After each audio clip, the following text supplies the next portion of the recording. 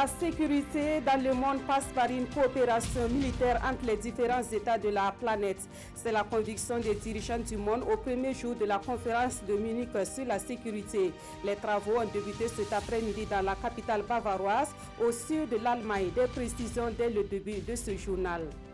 Le ministre du Commerce, de l'Industrie et de l'Artisanat était hier face aux hommes d'affaires de la région du Centre-Ouest.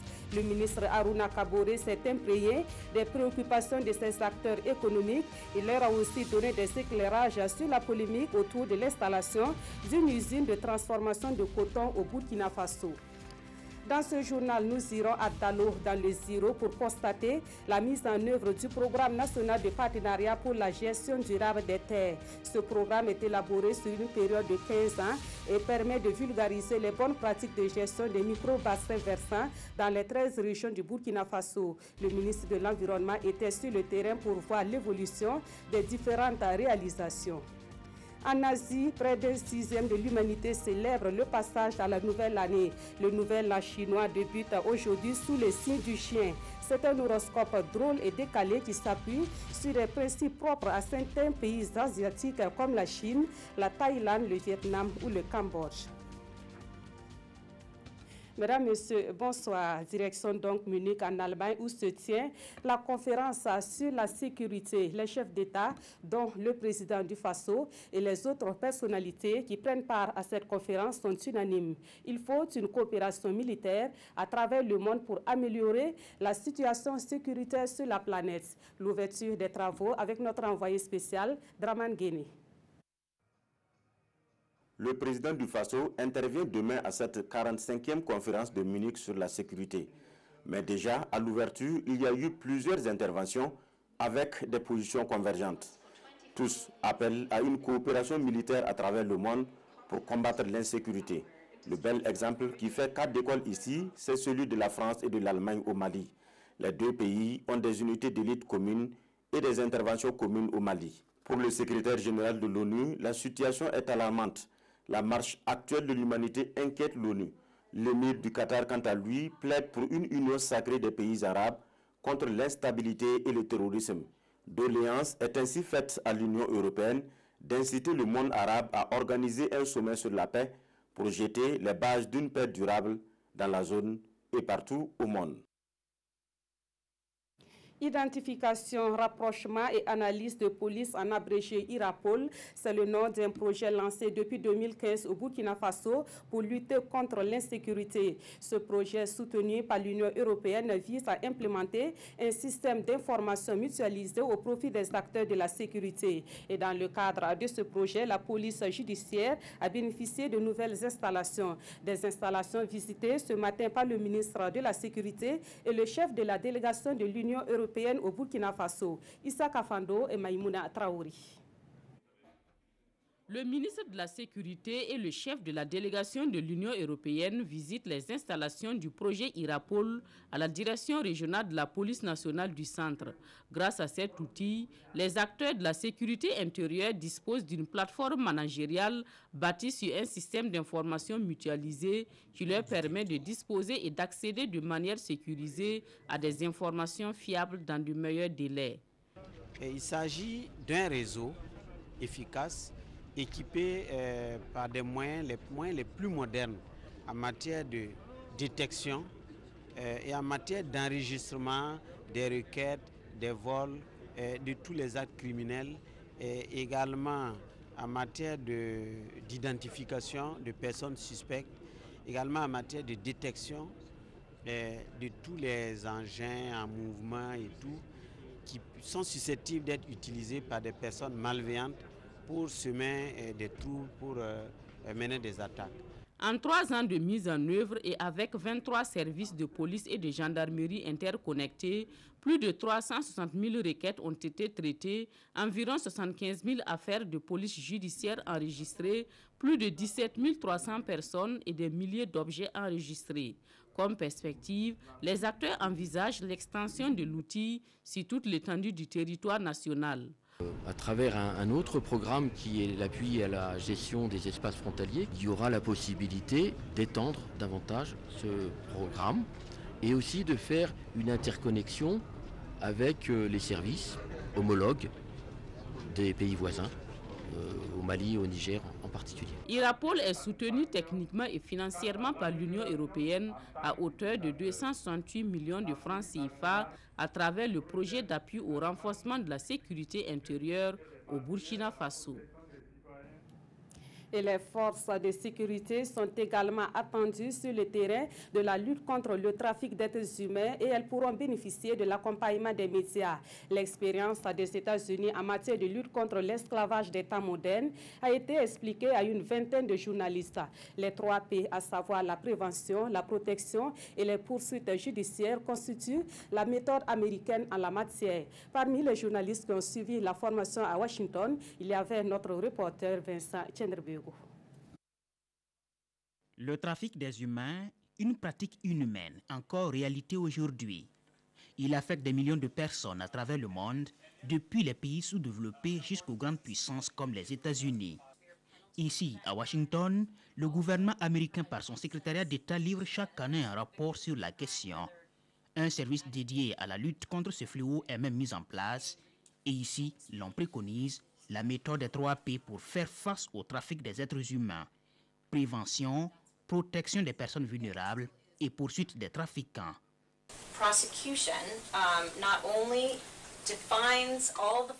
Le volet judiciaire non seulement définit tout ce qui constitue un trafic d'humains, mais aussi les traite comme des crimes. La protection consiste à identifier les victimes et de leur apporter une assistance à travers la collaboration avec les gouvernements et les ONG.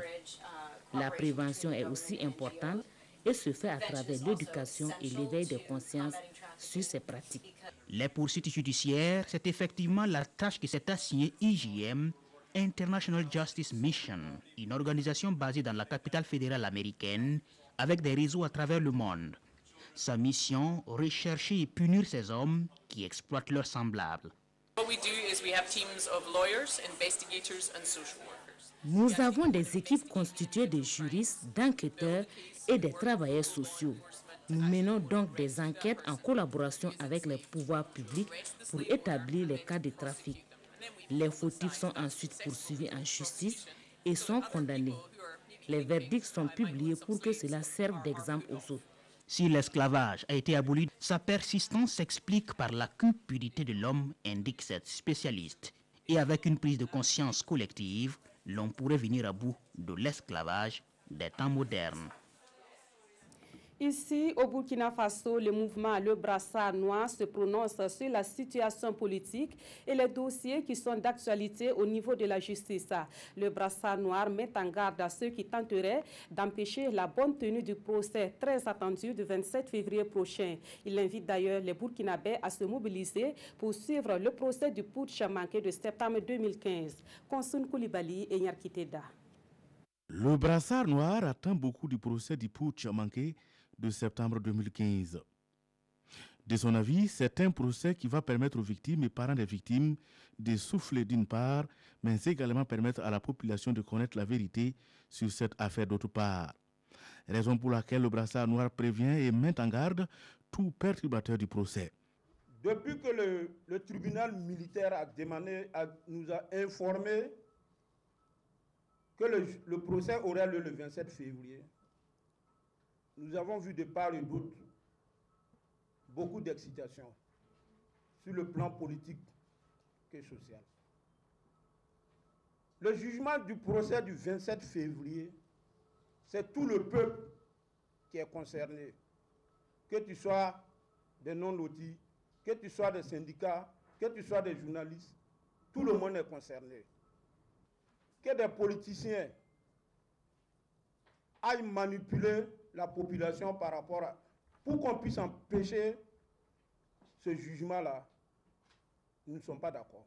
Les conférenciers veulent également savoir plus sur l'affaire de Denis Auguste Barry. Le Brassard Noir demande à la justice burkinabé de faire la lumière, toute la lumière, et de donner l'information claire et précise sur l'affaire de déstabilisation dans laquelle est accusé le colonel Auguste Denis Barry. Nous demandons au procureur du Faso de faire la lumière, toute la lumière sur la bande audio dans laquelle est incriminé l'un des leaders des OSC. En revanche, Le brassard noir invite le peuple burkinabé à se mobiliser derrière sa justice et non tirer sur elle. Il dit prendre acte du report de la décision d'extradition ou pas de François Compaoré par la justice française. Le secrétaire général du brassard noir espère qu'elle va respecter les accords judiciaires avec le Burkina en lui remettant François Compaoré pour permettre la manifestation de la vérité sur le drame de Sapui. Autre point de l'actualité, la première édition du Salon international du coton et du textile se tiendra en septembre prochain à Koudougou. Cet événement va se dérouler autour d'une thématique relative à la transformation intégrée du coton comme facteur de création d'emplois. Les organisateurs espèrent que ce salon apportera des réponses idoines aux difficultés de valorisation du coton burkinabé et africain. Le lancement des activités est intervenu hier à Koudougou. Urbain Benito Sommet, Estelle Judith Assova. La première édition du Salon international du coton et du textile, SICOT, se déroule du 27 au 29 septembre prochain à Koudougou. Et le ministre en charge du commerce appelle les fils et filles de la région à mettre du sien pour une réussite de cet événement. Par rapport à la thématique du salon, Koudougou, c'est le bon choix. Et à partir du moment où il n'y a pas d'inadéquation entre ce qui sera traité au cours de cette question et ce dont il est question effectivement donc à Koudougou en termes de production, c'est le bon choix. Et je pense effectivement donc que ce salon va perdurer parce que les différents acteurs qui sont concernés sont fortement des acteurs du domaine. Le SICOT est une initiative du gouvernement burkinabé. C'est un événement majeur qui sera dédié à la transformation du coton africain en général et celui du Burkina Faso en particulier. C'est pourquoi la thématique de cette première édition est axée sur la transformation intégrée du coton, facteur de création d'emplois et de richesses. Le salon est l'occasion pour le Burkina Faso de vendre son image, de faire la promotion du coton africain d'abord et la promotion du coton burkinabé. L'idée principale, c'est d'améliorer la transformation du coton dans notre pays. On vous a dit c'est 2% du coton qui sont transformés ici. Il faut arriver à moyen terme, en tout cas, à transformer au moins la moitié de notre coton. L'idée d'accompagner la production, la transformation et la commercialisation du coton et du textile à travers un salon vise à mettre en place un cadre opérationnel pour la prospection de pistes concrètes en vue de faire de l'Afrique le continent du textile pour la création d'emplois décents pour les jeunes et les femmes et de richesses pour nos économies. Ce salon réunira tous les acteurs de la filière du coton afin de stimuler la création d'une unité de transformation. Environ 1000 visiteurs venant de 20 pays d'Afrique et d'Europe sont attendus. C'est un rendez-vous des professionnels avec des conférences thématiques, des rencontres B2B et une exposition de la matière première jusqu'au produit fini.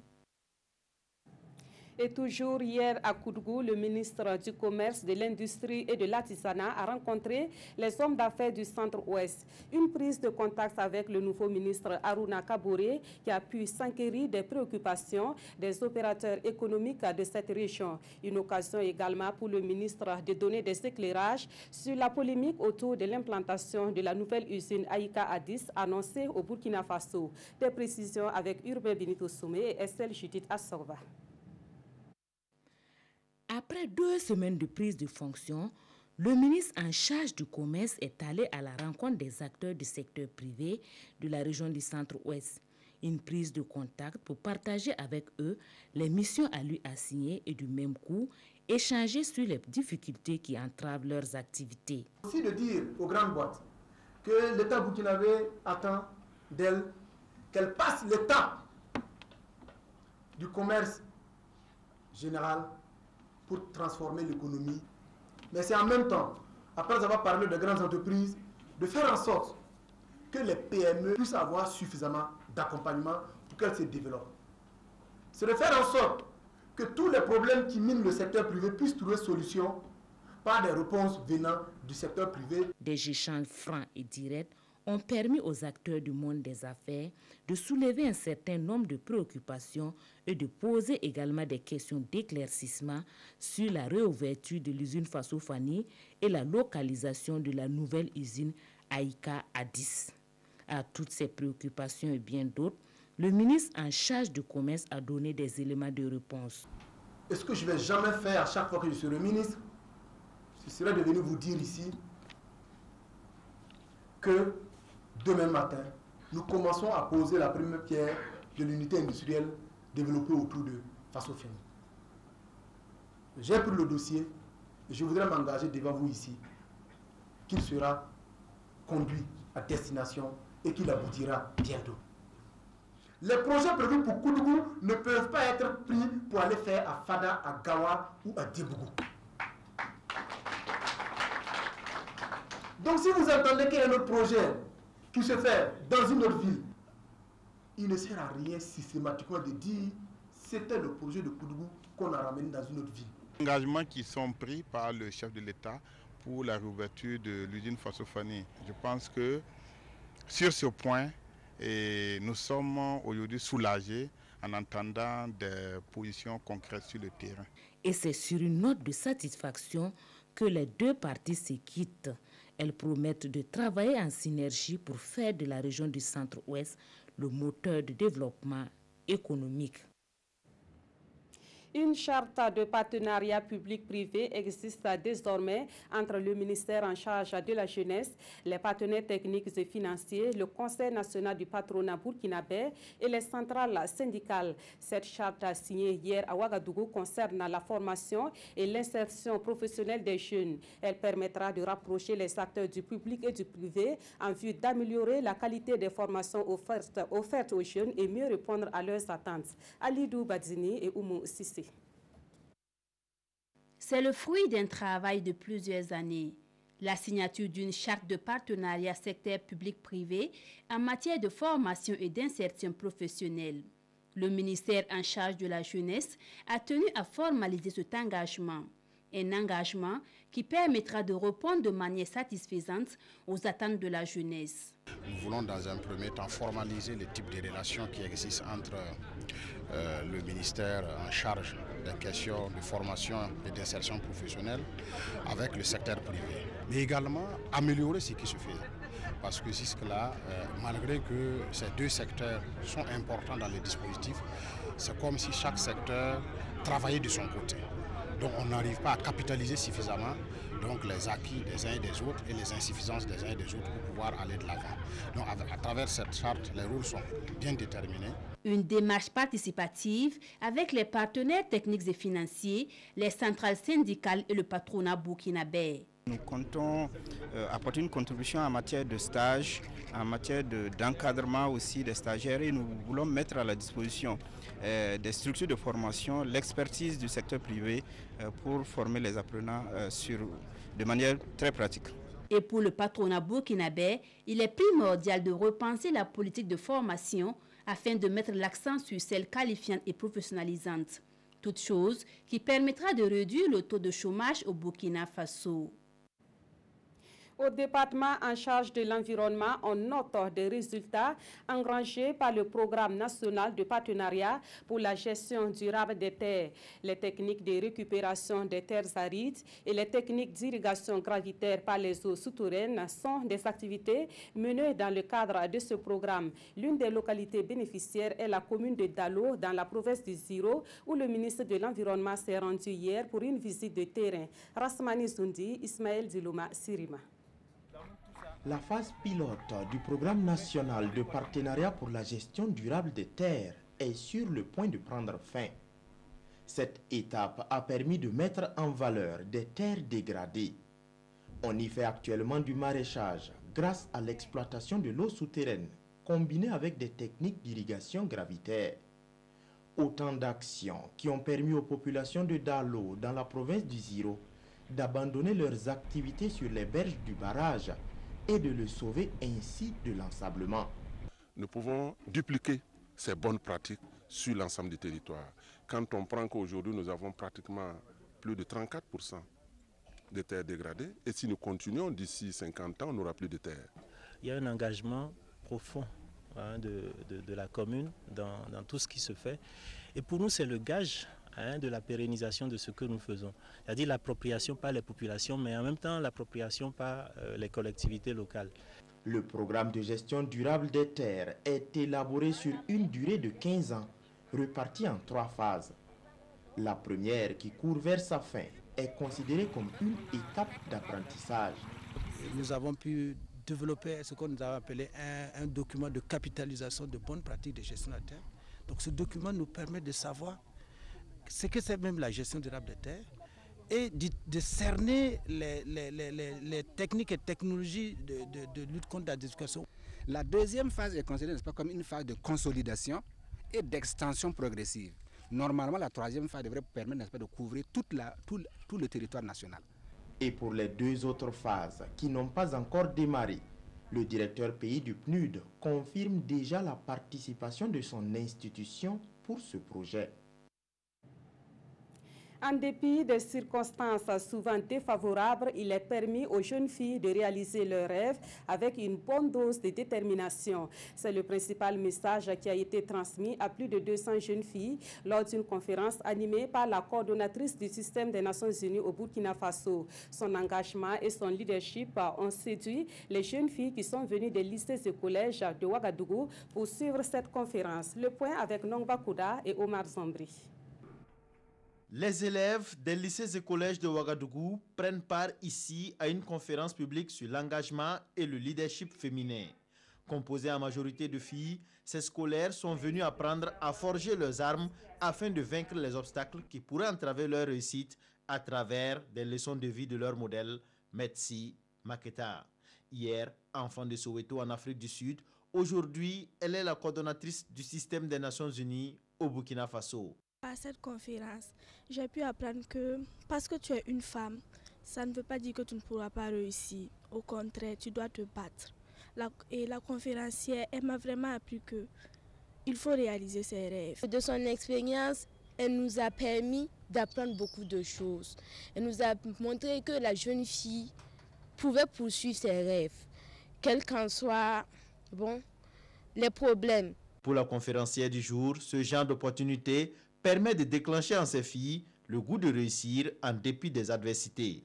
Pour elle et ses partenaires, la capacitation des femmes est une nécessité absolue. L'échange qu'on vient d'avoir avec les filles, pour moi, ça démontre qu'il faut absolument qu'il y ait ce genre d'échange, ce genre de plateforme. Pour nous, c'est une opportunité d'engager les jeunes hommes et femmes, parce que même si on parle d'égalité entre les hommes et les femmes, ce n'est pas juste une question des femmes, mais c'est une question de tout le monde. Cette conférence est organisée par le Centre d'information et de formation en matière des droits humains en Afrique.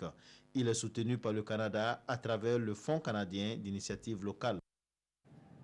Et puisqu'on parle de la jeune fille, c'est avec une vive consternation que le ministère en charge de la promotion de la femme annonce avoir été alerté sur un cas de violence sexuelle infligée à une lycéenne de 15 ans par un groupe de 3 élèves d'un autre établissement de la ville de Ouagadougou. La scène a même été filmée et diffusée sur les réseaux sociaux, créant une réprobation générale au sein de l'opinion publique.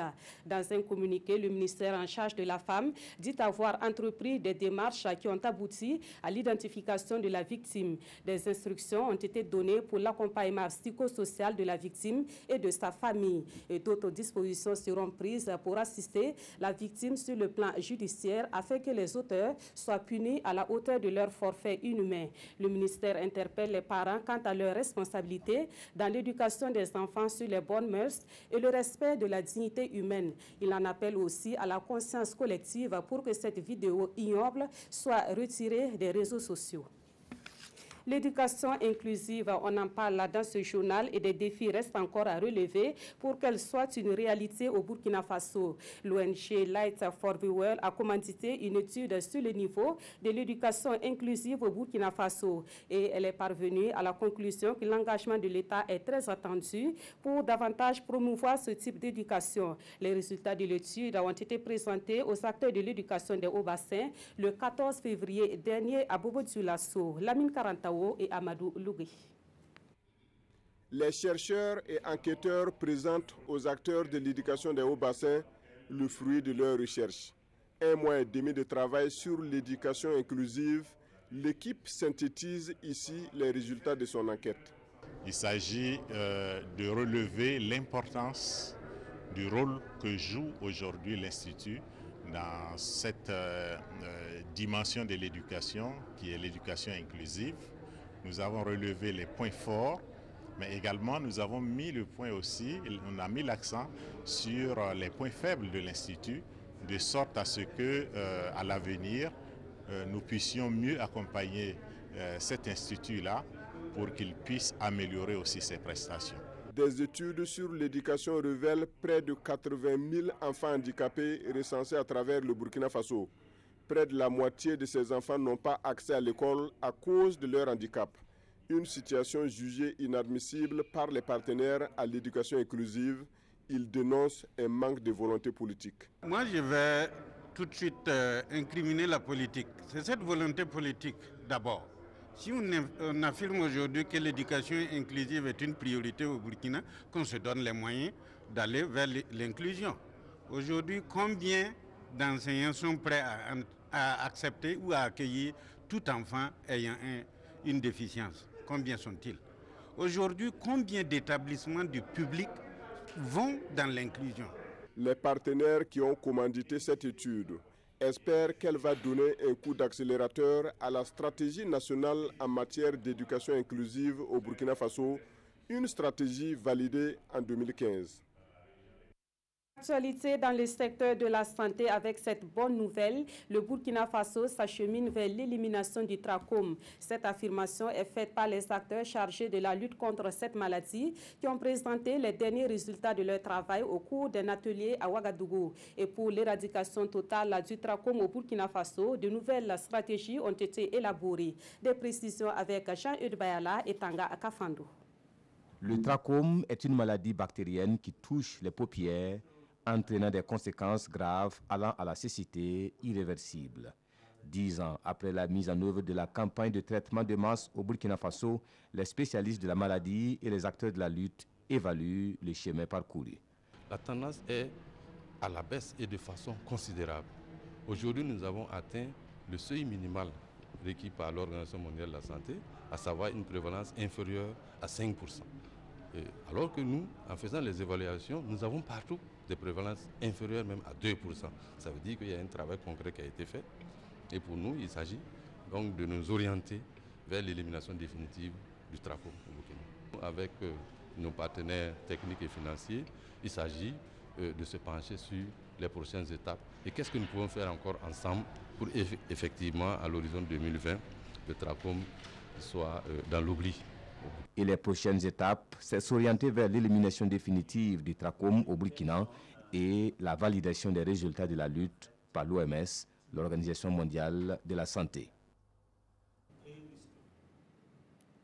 En culture, le Festival international des masques et des arts de Dédougou aura lieu du 24 février au 3 mars prochain. L'Association pour la sauvegarde des masques, initiatrice de cette manifestation culturelle, a porté l'information à la presse hier à Ouagadougou. Le festival connaîtra la participation des masques de 6 pays de la sous-région. Le compte-rendu de Césaire Carfo et Frédéric Etienne Bassenga. Le Festival international des masques et des arts de Dédougou édition 2018, ce sont plus de 3000 masques de la sous-région qui se donnent rendez-vous dans la cité de Bankui. Du 24 février au 3 mars prochain, le festival va encore démontrer que le masque peut constituer un levier sûr pour le développement endogène.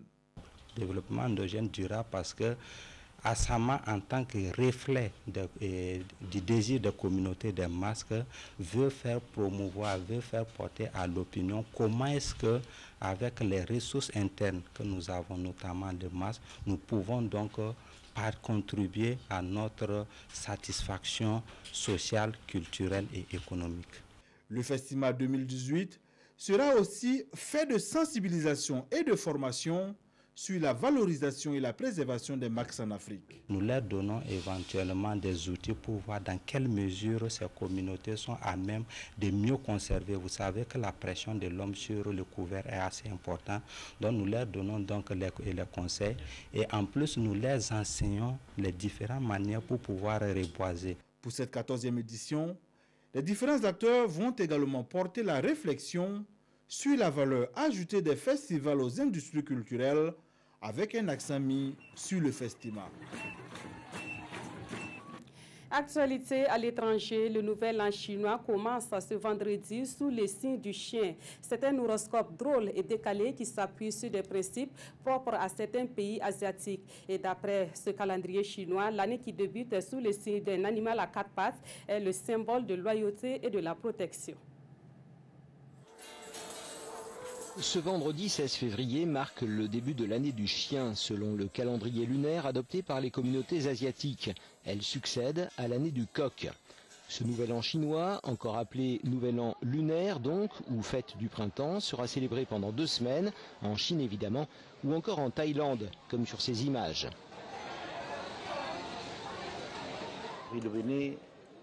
Dans la vie, nous devons être heureux et généreux avec les autres. Parce que si on fait toujours le bien autour de soi, alors c'est bon pour notre équilibre, pour notre karma. En Chine, le Nouvel An est l'occasion de retrouvailles pour plusieurs centaines de millions de personnes. L'an dernier, quelques 3 milliards de trajets d'un bout à l'autre du pays avaient été enregistrés pendant cette période. Le Nouvel An sera fêté sur tous les continents, en Océanie, en Afrique, en Amérique, en Europe. C'est à Londres qu'aura lieu dimanche la plus grande célébration hors d'Asie. 700 000 personnes sont attendues. La capitale française, Paris, accueillera également dimanche un grand défilé. Au Burkina Faso, plusieurs sujets sont à l'affiche des journaux de ce vendredi. Au nombre de ces sujets, le conflit de leadership au CDP, la présence militaire américaine au Burkina Faso et la question des migrants burkinabés vivant des conditions difficiles à l'étranger. Voici la revue de presse de Vincent Tchendrebego. Plus de 3000 Burkinabés en Libye rêvent du bercail, affiche aujourd'hui au Faso à sa une. Une information que le journal tient de Alerte Migration Afrique. Les chiffres de cette association donnent près de 20 000 migrants de 38 nationalités qui croupissent dans des centres de détention en Libye. En 2017, près de 1300 migrants burkinabés ont été rapatriés par le gouvernement et ses partenaires comme l'OIM, mais des efforts restent encore à fournir selon Alerte Migration Afrique. Il n'y a pas de base militaire américaine au Burkina Faso. C'est l'affirmation de l'ambassadeur des États-Unis au Burkina Faso à la une de l'Observateur Palga, Andrew Young, qui s'exprimait à l'occasion de sa visite à la CGTB. Des militaires américains interviennent de temps à autre aux côtés de leurs frères d'armes burkinabés dans la lutte contre le terrorisme, affirme le diplomate américain qui ajoute que cela à la demande des autorités burkinabées.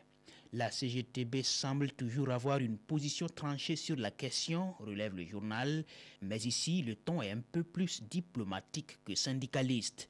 Si les forces extérieures sont sollicitées, c'est parce qu'il y a des insuffisances dans la sécurisation du pays, propos de Basse seulement Bazier. Et puis, pour le Sahel burkinabé, près de 155 milliards de francs CFA en 2018. C'est l'information à la une de Sidoya qui rend compte de la réunion du comité d'orientation stratégique du programme d'urgence pour le Sahel. Un gap de 40 milliards sera mobilisé sur la base d'une table ronde avec les partenaires techniques et financiers.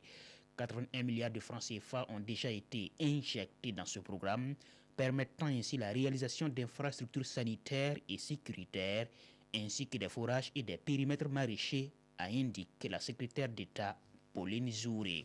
Conflit de leadership au CDP, le haut conseil du parti dirigé par Mélégué Traoré se prononce. Le journal Le Pays a publié dans ses colonnes une analyse du conseil de la situation au sein du parti et recommande in fine que Edi Komboyogo, blanchi dans ses affaires avec la justice, reprenne ses fonctions de président du CDP conformément à la décision du dernier congrès et que les deux autres protagonistes, Achille Tapsoba et Léonce Koné, se contentent de leur poste statutaire, respectivement premier et deuxième vice-président du parti jusqu'au prochain congrès.